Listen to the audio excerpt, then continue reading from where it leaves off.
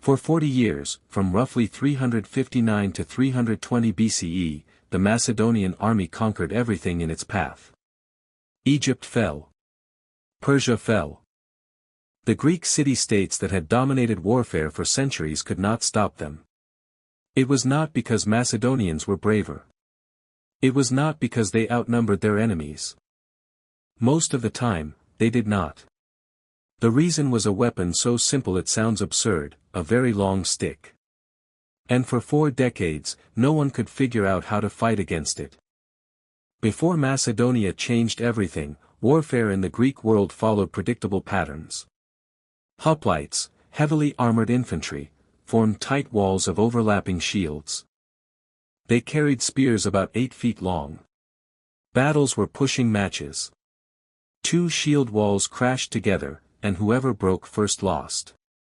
This system worked because everyone used it. Spears were roughly the same length. Armor was similar. Training was comparable. Battles were decided by discipline, morale, and sometimes luck. No army had a structural advantage that lasted more than a single campaign.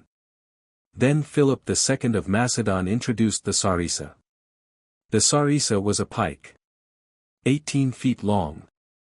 Made from cornel wood, which was light but rigid. It required 2 hands to hold, which meant Macedonian soldiers could not carry the large shields hoplites used. Instead, they wore lighter armor and carried a small shield strapped to the left arm. At first glance, this seemed like a terrible trade-off. Less protection for a longer spear. But Philip understood something his rivals did not. Reach is everything. When a Macedonian phalanx faced a traditional hoplite line, the sarissas extended 5 to 6 feet beyond the enemy's spears. That gap meant Macedonians could strike first. The front rank held their pikes level. The second, third, fourth, and fifth ranks angled theirs forward over the shoulders of the men in front. The result was a wall of iron points, layered and overlapping, impossible to get through. Hoplites could not close the distance. Their 8-foot spears were useless. If they tried to charge, they ran into a forest of pike tips before they could swing a sword or thrust a spear. If they held position, Macedonians walked forward and drove them back. It was not a fair fight. It was not supposed to be. At the Battle of Kyrenia in 338 BCE, Philip crushed the combined forces of Athens and Thebes. These were the cities that had defined Greek warfare. Their hoplites were considered the best in the world. It did not matter. The Macedonian phalanx advanced in disciplined ranks. The Athenians and Thebans could not penetrate the pike wall. They could not flank it because Philip placed cavalry on the wings, led by his 18-year-old son, Alexander. When the Greek line finally broke, the Macedonians did not pursue recklessly. They held formation and let the cavalry finish the work. This was not just a victory. It was a demonstration that the old rules no longer applied. Alexander inherited both the throne and the sarissa phalanx. At the Battle of Issus in 333 BCE, he faced the Persian king Darius III, who commanded a much larger army. Darius had chariots, archers, and elite infantry. None of it worked. The sarissas stopped the Persian infantry cold. The phalanx anchored the center while Alexander led his cavalry in a devastating charge against Darius himself. The Persians had numerical superiority. They had experience. They had fought and won battles across an empire that stretched from Egypt to India. But they had never faced an enemy they could not reach. At Gaugamela in 331 BCE, Darius tried again with an even larger force. He chose flat, open terrain to maximize his cavalry and chariots.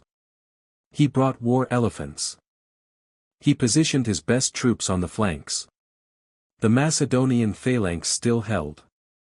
The sarissas created a zone no one could enter. Darius fled. His empire collapsed within a year. So why did this advantage last 4 decades? First, the sarissa was harder to use than it looked. An 18-foot pike is unwieldy. If soldiers lost formation, they became vulnerable. Training a phalanx required years of drill. Soldiers had to move in perfect sync, maintain spacing, and adjust to terrain without breaking ranks. Most armies did not have that kind of discipline. They could not simply copy the weapon and expect it to work.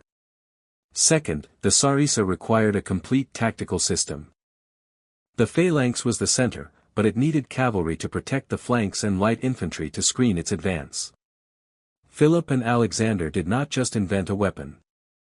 They built an integrated fighting force where every unit supported the others. Enemies saw the pikes. They did not see the structure behind them. Third, the psychological effect was devastating. Imagine being a soldier, armored and trained, watching a wall of iron points march toward you, knowing you cannot reach the men holding them. Courage means nothing when your weapon is 5 feet too short. That realization broke armies before the fighting even started. Finally, rivals were arrogant. Greek city-states believed their way of war was superior because it had worked for centuries. The Persians had conquered half the known world. They assumed they could adapt. By the time they understood what they were facing, it was too late. But no military advantage lasts forever. After Alexander died in 323 BCE, his empire fractured. His generals, the Diadochi, fought each other for decades. They all used sarissa phalanxes. When both sides have the same weapon, it stops being an advantage. Worse, the phalanx had weaknesses that only appeared when facing another phalanx. It was rigid. It could not turn quickly. Rough terrain broke its formation. Against the legions of Rome, which were more flexible and could operate in smaller units, the phalanx began to fail. At the Battle of Cynocephaly in 197 BCE, a Roman legion defeated a Macedonian phalanx because the Romans could maneuver on broken ground. The Macedonians could not adjust. Their pikes became liabilities. At Pydna in 168 BCE, Rome crushed Macedonia decisively. The sarissa phalanx, once unbeatable, was obsolete. The sarissa worked because it solved a specific problem: how to win battles when you do not have more soldiers. Philip and Alexander understood that warfare is not about fairness. It is about asymmetry. Find an advantage your enemy cannot counter, and press it until they break. But advantages erode. Enemies learn. Tactics evolve. The weapon that dominates one era becomes a relic in the next. The lesson is not that innovation wins wars. It is that innovation buys time. 40 years. Long enough to build an empire. Not long enough to keep it. And that pattern repeats.